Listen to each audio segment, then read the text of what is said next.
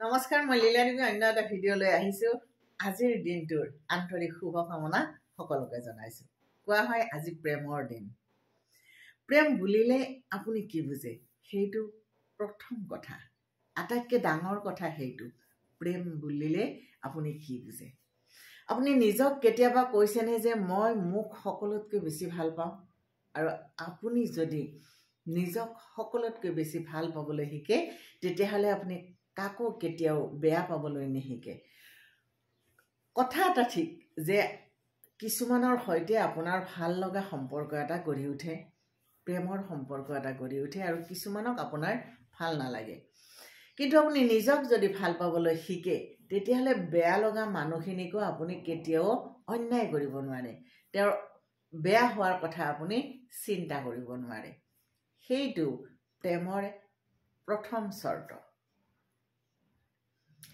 আপুনি যদি নিজক ভাল নোপোৱাকৈ আনক বেছি ভাল পাবলৈ লয়, তাতে আৰম্ভ হয় মানসিক অন্তৰ্দ্বন্দ্বৰ। যে মই ইমান ভাল পাওঁ, মোতকৈ তেওঁক বেছি ভাল পাওঁ, অথচ তেওঁ মোক অৱহেলা কৰে, মোতকৈ তেওঁক বেছি ভাল পাওঁ, অথচ তেওঁৱে মোক গুৰুত্ব নিদিয়ে। এই ধৰণৰ দমোজা এটাত আপুনি কেতিয়াও পৰিব নালাগে যদি আপুনি নিজক ভাল পাবলৈ শিকে।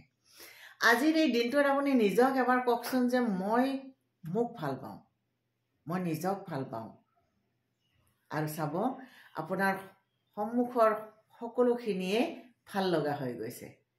ভাল লগাৰ চৰ্তটোৱে সেইটো। আপুনি কাহিনীবিলাক চাব যে যিয়ে নিজক বেছি ভাল পাইছে, তেওঁক অন্য দুখে দুৰ্বল কৰিব পৰা নাই, কিন্তু যিয়ে নিজতকৈ আনক বেছি ভাল পাইছে, তেওঁ সদায় সৰ্বশ্ৰান্ত হৈছে, আনকি জীৱন পৰ্যন্ত তেওঁ আহুতি দিবলৈ কুণ্ঠাবোধ নকৰা হৈ যায়।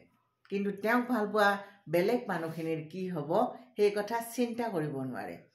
ঘৰৰ একমাত্ৰ ল'ৰাজনে প্ৰেমত পৰে এজনী ছোৱালীৰ। মাক দেউতাকৰ কষ্টেৰে ডাঙৰ দীঘল হোৱা, মাক দেউতাকৰ আৰ্জনৰ সকলো পইচাৰে পঢ়াই শুনাই ডাঙৰ কৰা ল'ৰাটোৱে এদিন এজনী ছোৱালীৰ প্ৰেমত পৰি আৰু ছোৱালীজনীয়ে প্ৰতাৰণা কৰাৰ বাবে ছুইচাইড কৰি দিয়ে। তেওঁ নাভাবে যে তেওঁ জন্ম দিয়া পিতৃ মাতৃয়ে তেওঁৰ কাৰণে কিমান কষ্ট কৰিলে, অথচ তেওঁ যদি নিজক এদিন ভাল পালেহেঁতেন যে মই চবতকৈ নিজক ভাল পাওঁ, তেতিয়া তেওঁ উপলব্ধি কৰিব পাৰিলেহেঁতেন যে ভাল পোৱাৰ কিমান মহত্ব। নিজক ভাল পোৱাজনে পিতৃ মাতৃৰ সেই কষ্ট অনুভৱ কৰিব পাৰে। নিজক ভাল পোৱাজনে আনৰ প্ৰতাৰণাও সহ্য কৰিব পাৰে। তেওঁ বুজিব পাৰে যে ভাল পোৱাৰ এখন বহল পথাৰ আছে, তাত কোনোবাই এবাৰ প্ৰতাৰণা কৰিলে, কোনোবাই এবাৰ উপেক্ষা কৰিলেও আৰু এখন নতুন পৃথিৱীয়ে আমন্ত্ৰণ কৰে। আপোনাৰ ভাল লগা হাতখন কোনোবাই এদিন এৰি দিলে, দুখ লাগিব, বিচলিত হোৱা যায়। কিন্তু আপুনি যদি নিজক ভাল পায়, সেই ভাল লগা হাতত আকৌ এখন হাত আহিব, যিয়ে আপোনাক প্ৰেম আৰু মমতাৰে উপচাই পেলাব। সেই বিশ্বাস নিজৰ থাকিব লাগিব। আপোনাৰ ল'ৰা বা ছোৱালীজনীয়ে ভাল চাকৰি এটা পোৱা নাই, আজি নাপাব পাৰে, কাইলৈ আপোনাৰ ল'ৰা বা ছোৱালীটো ভাল চাকৰি এটা পাব। আজি কিবা কাৰণত আপোনাৰ ল'ৰা বা ছোৱালী এটাই ভুল পথত গ'ল, বেয়া কাম এটা কৰিলে, সি শুদ্ধ পথলৈ আহিব যদি আপোনাৰ নিজৰ প্ৰতি ভাল পোৱা থাকে। কাৰণ আপোনাৰ নিজৰ প্ৰতি ভাল পোৱা থাকিলে আপুনি পৰম আত্মবিশ্বাসী হৈ যাব, আৰু আত্মবিশ্বাসী মানুহক সহজে কোনেও তলাব নোৱাৰে। কোনো ক্ষেত্ৰতে সহজে বিচলিত হৈ নাযায় আত্মবিশ্বাসী মানুহে, আৰু আত্মবিশ্বাস উৎপন্ন হয় প্ৰেমৰ পৰা। যদি নিজৰ প্ৰতি প্ৰেম থাকে, নিজৰ ভিতৰতে আত্মবিশ্বাসৰ উৎপন্ন হয়। আপুনি আপোনাৰ পৰিয়ালটোক ধুনীয়াকৈ চলাই নিব পৰাকৈ আপুনি সাহসী হয়। কাহিনীবোৰ কিছুমান বৰ দুখ লাগে যে কিছুমান মাকে নিজৰ সন্তানটোক নিজতকৈও বেছি ভাল পায়। নিজতকৈও বেছি ভাল পোৱা সন্তানটোৱে এদিন বিয়া বাৰু কৰাই মাকক ভাল নোপোৱা হৈ যায়।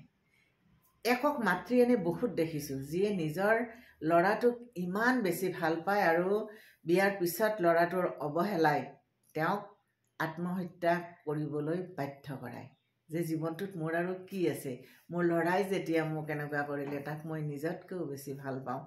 বা নিজৰ ছোৱালীজনীয়ে যেতিয়া প্ৰতাৰণা কৰে, নিজৰ ছোৱালীজনীয়ে যেতিয়া খবৰ ল'বলৈ এৰে তেতিয়া বহুত পিতৃ মাতৃয়ে জীৱনটোৰ প্ৰতি মায়া হেৰুৱায়, কাৰণ তেওঁ নিজতকৈ নিজৰ সন্তানক বেছি ভাল পায়।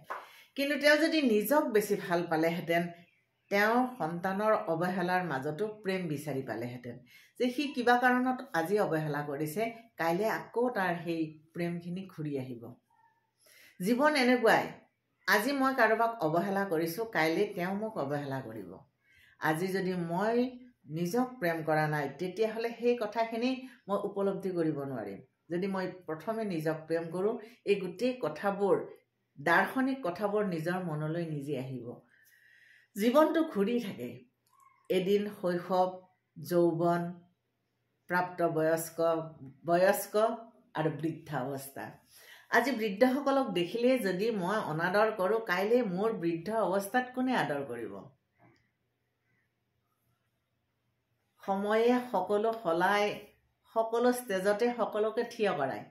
গতিকে প্ৰেমৰ এই দিনটোত মই সকলোকে এটা কথা ক'ব বিচাৰিছোঁ যে প্ৰথমতে নিজক ভাল পাই লওক, নিজক ভাল পাওক।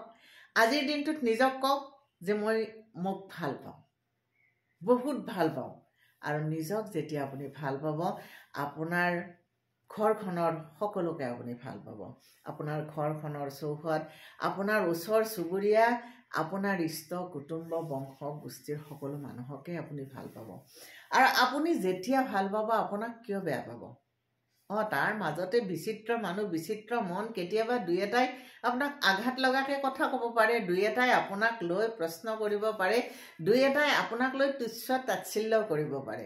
সেয়া কোনো আচৰিত কথা নহয়, কাৰণ ভিন্ন মন, ভিন্ন মানুহ, ভিন্ন তেওঁলোকৰ আচাৰ ব্যৱহাৰ। কিন্তু আপুনি যদি নিজক ভাল পায়, সেই ভিন্নতাৰ মাজতো আপুনি স্থিৰ হৈ থাকিব পাৰিব। সেই ভিন্নতাৰ মাজতো আপুনি নিজক ক'ব পাৰিব, আমিৰ খানে কোৱাৰ দৰে all is well, all is well. নিজক যদি ৱেল কৰি ৰাখিব পাৰে তেতিয়াহ'লে সকলো ঠিক। প্ৰেমৰ দিনত এইখিনি কথাই ক'লোঁ। সকলো ভালে থাকক, সকলোৱে প্ৰথমতে নিজক ভাল পাওক। প্ৰেম আৰু মমতাৰে নিজৰ জীৱনৰ সকলোখিনি উপচাই তোলক, আৰু তাৰপিছত দেখিব পৃথিৱীখন কিমান ধুনীয়া, কিমান ৰঙীন, কিমান সুন্দৰ। সুন্দৰ দিনটোত সকলোকে শুভেচ্ছা জনালোঁ। প্ৰেমৰ দিন থাকিব লাগে নে নালাগে মই নাজানো। প্ৰেমৰ দিনৰ প্ৰতি কিন্তু মোৰ গভীৰ আস্থা, কাৰণ মই নিজক ভাল পাওঁ বুলি ক'বলৈ এটা দিন পাইছোঁ। সময়ে নাপাওঁ, মনতেই নপৰে যে নিজক ভাল পোৱাৰ সেই সময়টোত কেতিয়া নিজক এদিন সজাই ক'ব লাগে যে য়েছ মই নিজক ভাল পাওঁ। কিন্তু দিনটো যদি আহে প্ৰেমৰ, যে আজি প্ৰেমৰ দিন, চাৰিওফালে গুণ গুণ ঢৌ এটা উঠিছে, তেতিয়া অন্ততঃ নিজক সজাই এবাৰ ক'ব পাৰোঁ, হয় মই মোকো ভাল পাওঁ। কোনোবাই মোৰ হাতত ধৰি কওক বা নকওক তোমাক মই সদায় ভাল পাওঁ, তুমি মোৰ সদায় প্ৰিয় বুলি, কিন্তু মই নিজৰ হাতত ধৰি নিজক ক'ব পাৰোঁ যে মই নিজক বহুত ভাল পাওঁ। আৰু মই যেতিয়া নিজৰ হাতত ধৰি নিজে ক'ব পাৰোঁ যে মই মোক ভাল পাওঁ, মই মোক ভাল পোৱা মানে মই সমগ্ৰকে ভাল পোৱা। যেনেকৈ শূন্যৰ পৰা সকলো আৰম্ভণি, ঠিক সেইদৰে নিজৰ ভিতৰৰ ভাল পোৱাৰ পৰা সকলো আৰম্ভণি, সকলো প্ৰস্ফুটিত হয় নিজৰ ভাল পোৱাৰ পৰাই। নমস্কাৰ। যদি কিবা ভুল ক'লোঁ, চৰি।